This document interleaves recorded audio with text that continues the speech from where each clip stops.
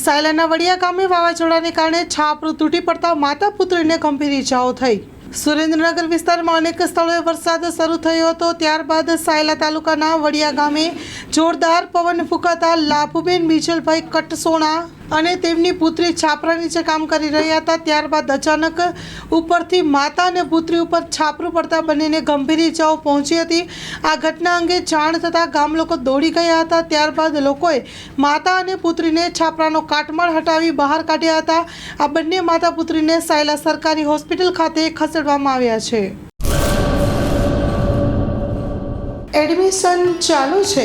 ઓછા અભ્યાસે ઝડપી નોકરી મેળવવા માટેની સુવર્ણ તક। છેલ્લા 7 વર્ષથી ફાયર એન્ડ સેફટી કોર્સની થિયરી તેમજ પ્રેક્ટિકલ તાલીમ સચોટ રીતે આપતી એકેડમી એટલે Gujarat industrial fire and safety academy.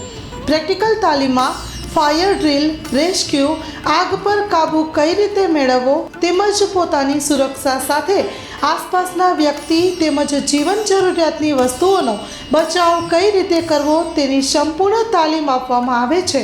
પ્રવેશ લાયકાત ધોરણ 10 થી 12 પાસ વિદ્યાર્થીઓ તો આજે જ અવશ્ય મુલાકાત લો।